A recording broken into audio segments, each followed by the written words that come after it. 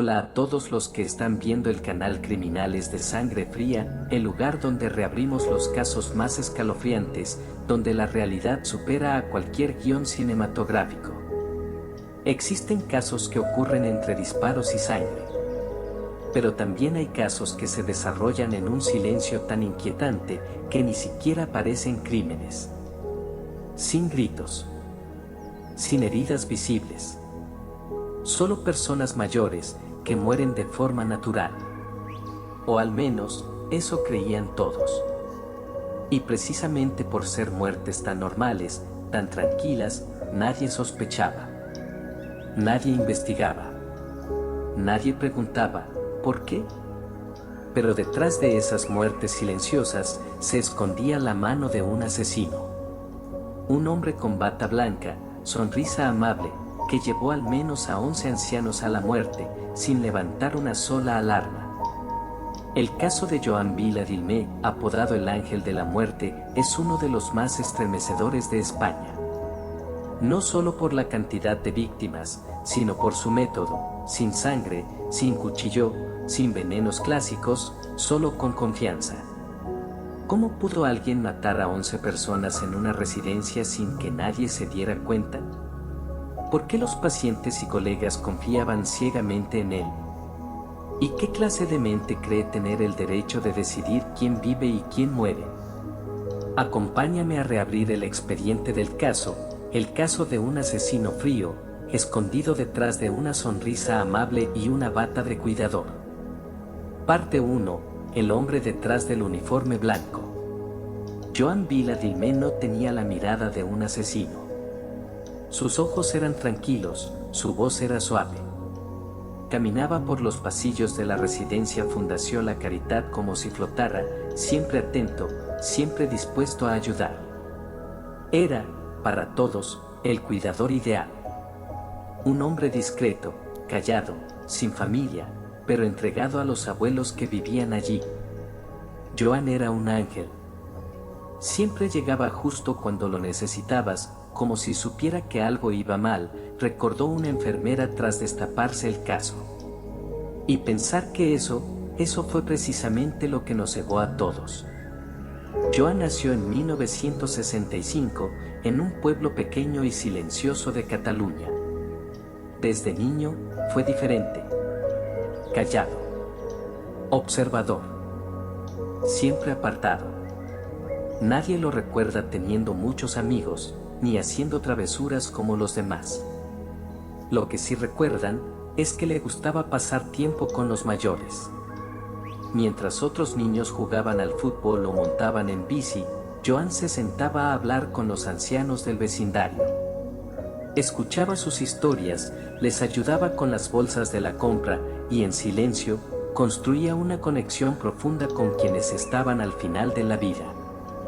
Años después, cuando trabajaba en la residencia, esa conexión se transformó en algo mucho más oscuro. Joan no solo era cuidador. Era confidente. Era consuelo. Para muchos abuelos enfermos, que ya no tenían familia cerca, él era la única cara amable que veían cada día. Les daba la medicación, les cambiaba las sábanas, les tomaba de la mano cuando tenían miedo por la noche. Tranquila, señora María, ya estoy aquí.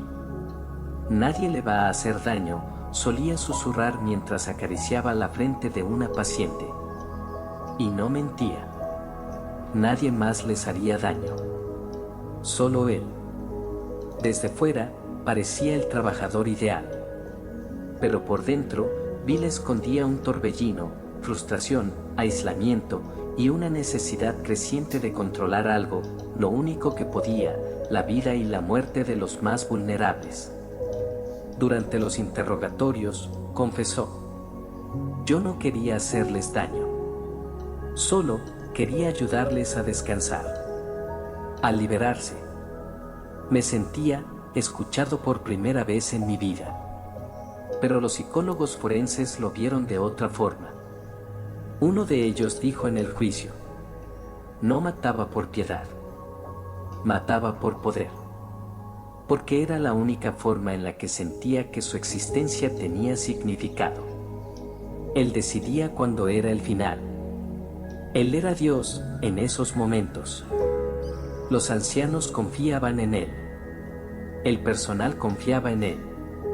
Y mientras esa confianza crecía, también lo hacía su sentido de impunidad. Joan se ofrecía voluntario para los turnos más pesados. Cubría a compañeras enfermas. Siempre estaba dispuesto. Siempre sonriente. Y cada vez que alguien fallecía, él estaba allí. Joan fue el último que la vio con vida. Joan estaba de guardia esa noche. Joan le dio la medicación antes de dormir. Pero nadie lo cuestionaba.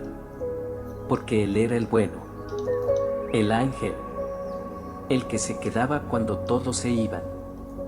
Y precisamente por eso pudo matar. Y repetirlo. Una y otra vez. Parte 2. Una muerte que parecía un simple sueño. La residencia Fundación La Caridad debía ser un lugar de paz. Un refugio donde los ancianos encontraran descanso, dignidad, cuidados. Pero bajo esa apariencia de calma, se escondía un infierno silencioso. No hubo gritos. No hubo sangre. Solo muertes tranquilas. Demasiado tranquilas. Joan Vila perfeccionó un método para matar sin dejar rastro. Al principio usaba barbitúricos, potentes sedantes que, en dosis altas, apagaban el corazón como si simplemente se detuviera por la vejez. Más tarde, pasó a utilizar insulina, inyectada en dosis letales.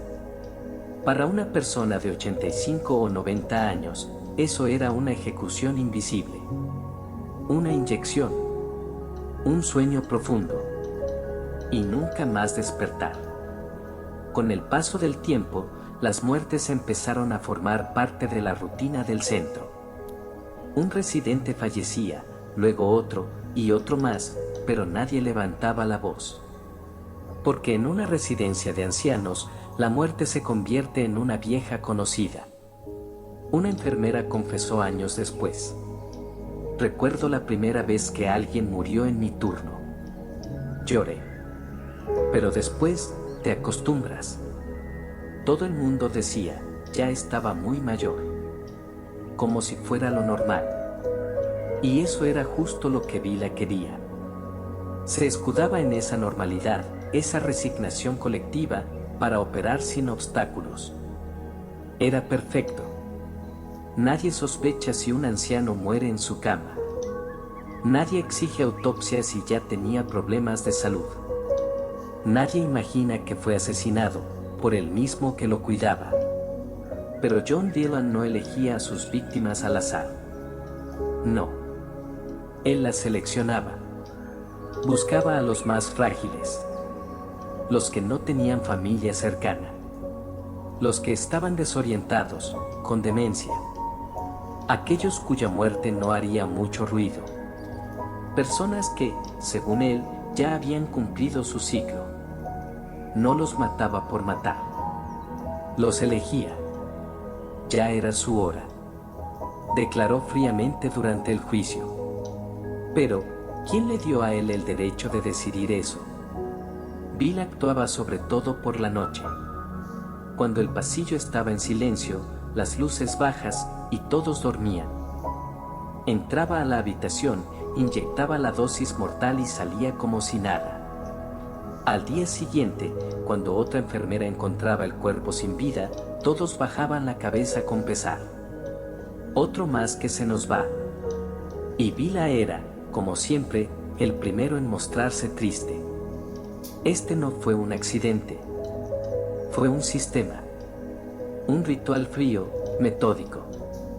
John Dillon sabía exactamente cómo manipularlo, aprovechando la confianza, la rutina y el silencio que rodea a la muerte de los invisibles. Parte 3. Motivos que no nacen de la razón. En muchos casos criminales, cuando el culpable es capturado, solemos escuchar excusas típicas. Fue sin querer. Me puse nervioso. No recuerdo lo que hice. Pero Joan Vila era distinto. Desde el primer momento en que fue llamado a declarar, no negó nada. Al contrario, empezó a hablar con una calma escalofriante. Como si, por fin, después de tantos años de silencio, alguien por fin quisiera escucharlo. No los maté por odio. Solo quería que descansaran. Ya habían sufrido demasiado. Una frase que, a primera vista, parece llena de compasión. Pero en realidad, era solo una máscara que ocultaba una lógica torcida, peligrosa y profundamente perturbadora. Para quienes lo conocían, Joan Vila era el trabajador perfecto. Reservado, tranquilo, servicial. Siempre dispuesto a cubrir turnos nocturnos, a ayudar cuando otros no podían. Y precisamente durante esas noches silenciosas, mataba. Según el forense que analizó el caso, actuaba con frialdad quirúrgica, sin titubeos, como si lo hubiera hecho cientos de veces, con la tranquilidad de quien riega una planta, no de quien arrebata una vida. Su método no era caótico, era meticuloso. Y más aún, Vila escogía a sus víctimas. No eran personas al borde de la muerte. Algunos estaban mejorando.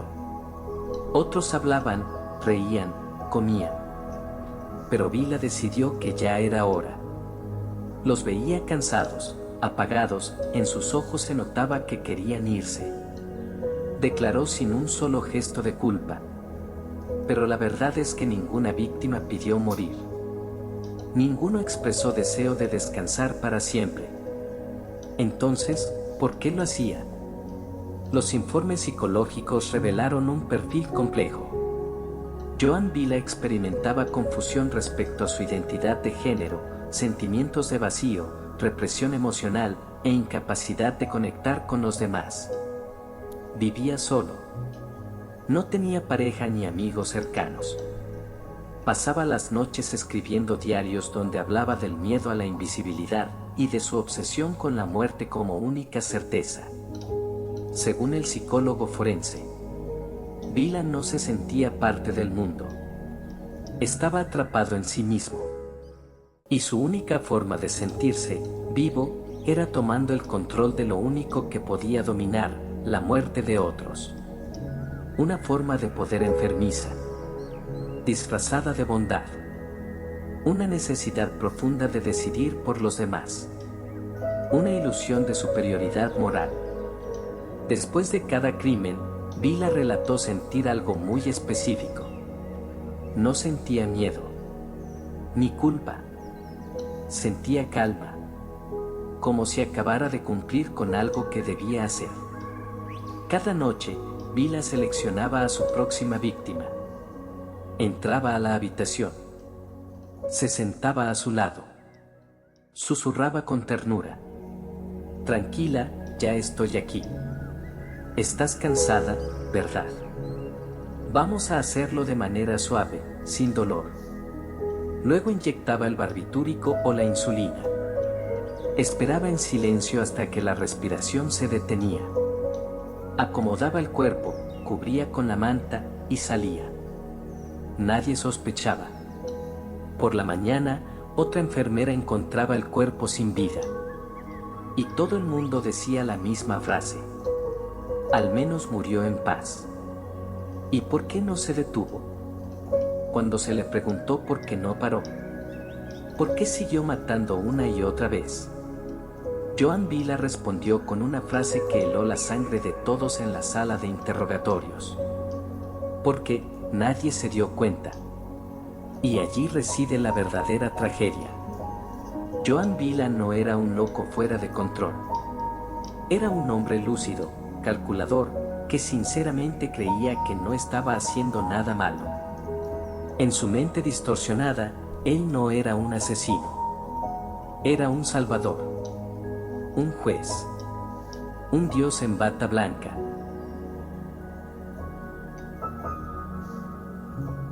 Parte 4. Cuando cae la máscara del ángel. 11 personas murieron. 11 muertes firmadas en papeles como fallecimiento natural. Nadie dio la alarma. Nadie hizo preguntas. Nadie sospechó. Hasta que llegó la víctima número 12. La siguiente víctima, Carmen Tarrés, de 85 años, no era como las demás. A diferencia de otros residentes, mayores, frágiles, olvidados, sin visitas, ella estaba lúcida, en recuperación y recibía visitas frecuentes. Su hijo, Jorge, la visitaba 3 veces por semana. Carmen leía, conversaba con el personal y participaba en las actividades del centro. Era activa. Estaba viva. Una mañana, Jorge entró a la habitación como siempre. Pero esta vez, su madre ya no estaba. Había fallecido durante la noche. Sin previo aviso. Sin síntomas. Sin explicación. El personal del centro solo dijo: creemos que falleció mientras dormía. Posiblemente el corazón se detuvo. Pero Jorge no lo aceptó. Mi madre no tenía problemas cardíacos. La semana pasada aún bromeaba conmigo sobre mi barba. ¿Cómo podía irse así, de repente? Y fue entonces cuando pidió una autopsia. En la Fundación La Caridad, nadie había solicitado una autopsia en años. Porque la muerte era común. Porque se daba por sentado. Y Joan Vila lo sabía. Se aprovechó del silencio, de la rutina, de la ceguera institucional. Pero Carmen era diferente. Cuando el forense presentó los resultados, la dirección del centro quedó paralizada. El nivel de barbitúricos en la sangre era letal. Un medicamento que no estaba recetado. Que no aparecía en su historial clínico. Que nadie sabía cómo había llegado a su cuerpo. Y solo una persona había estado de turno esa noche, Joan Vila. Joan Vila fue citado a declarar. No huyó. No mintió. Se sentó frente a los investigadores y, con la misma calma con la que había matado, dijo: sí, fui yo. No solo con ella. También con otros. Creo que deberían tomar nota, porque lo recuerdo todo. El silencio se apoderó de la sala. Joan comenzó a recitar nombres. Uno por uno. Casos, fechas, detalles. Como si estuviera leyendo una lista de pacientes a los que había ayudado. No lo hice con odio. Tampoco por dinero. Lo hice porque necesitaban descansar. Lo hice porque nadie más se atrevía. Joan Vila explicaba su criterio para elegir víctimas. No a los que estaban sanos. No a los que tenían familia constante. Sino a los invisibles, tristes, solos, débiles, sin defensa. Sus ojos me lo decían. Miradas vacías. Yo entendía esa mirada. Solo les daba lo necesario para dormir. Sin dolor. Sin miedo. Simplemente desaparecer. ¿Desaparecer? Como si la vida humana fuera una mancha que se puede borrar. Vila no se veía como asesino, sino como un sanador sin título. Cuando el caso salió a la luz, toda España se estremeció. Un cuidador, alguien que debía proteger, había estado matando durante años. En silencio. Cientos de familias regresaron al centro, con lágrimas en los ojos y preguntas en el corazón. Y mi padre murió de verdad por la edad. Y mi abuela también fue uno de sus casos. ¿Por qué nadie lo vio venir? Nadie tenía respuestas. Porque durante todo ese tiempo, Joan Vila había matado, amparado por la costumbre, el silencio y la confianza. En un interrogatorio final, un agente le preguntó: ¿por qué no se detuvo? Después de la primera, la segunda, ¿por qué seguir? Vila lo miró. Se encogió de hombros. Y respondió, en voz baja, pero firme: porque nadie me sospechaba. Parte 5. ante la justicia y el juicio de la conciencia. Joan Vila no era un asesino huyendo. No era un criminal desesperado buscando escapar. Entró en la sala del tribunal como alguien que llevaba tiempo esperando ese momento. Y lo más escalofriante, no lo negó. Tampoco mostró arrepentimiento. Solo explicó. En octubre de 2013, el Tribunal de Girona abrió el juicio oral contra Joan Vila Dilmé.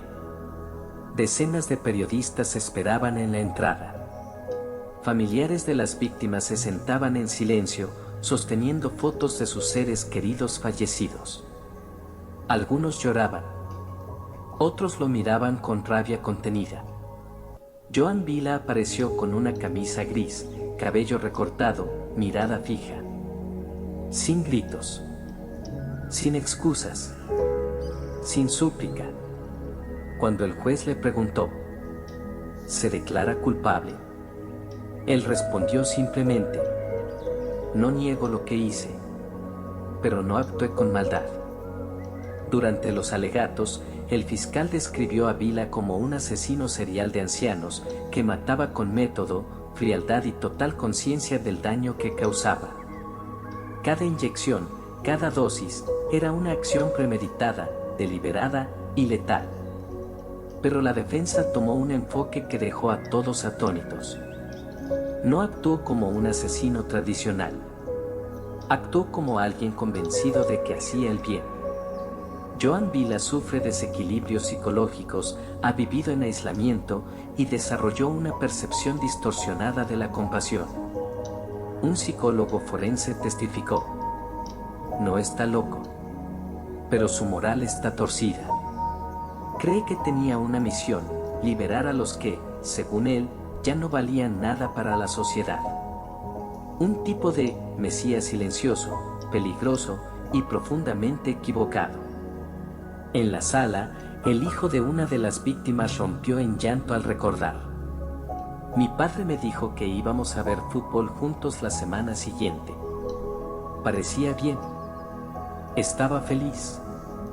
Y de repente, se fue. Sin aviso. Sin explicación. Una anciana de 90 años, que fue atendida por Vila y sobrevivió, declaró con la voz temblorosa.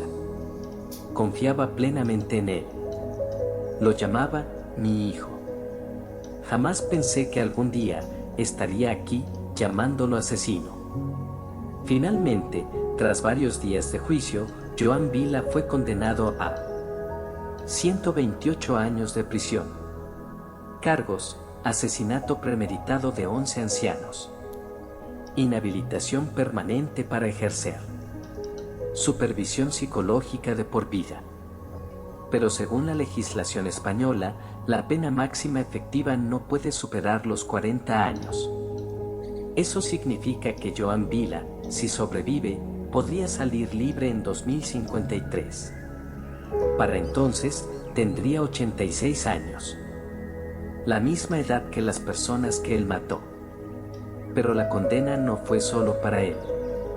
La sociedad entera se cuestionó: ¿por qué hizo falta una víctima número 12 para realizar una autopsia? ¿Por qué nadie notó nada durante años?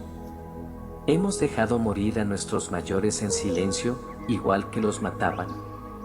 El caso Joan Vila no es solo una historia criminal. Es un espejo roto. Un recordatorio brutal de que la indiferencia social, la confianza ciega y el abandono colectivo también matan.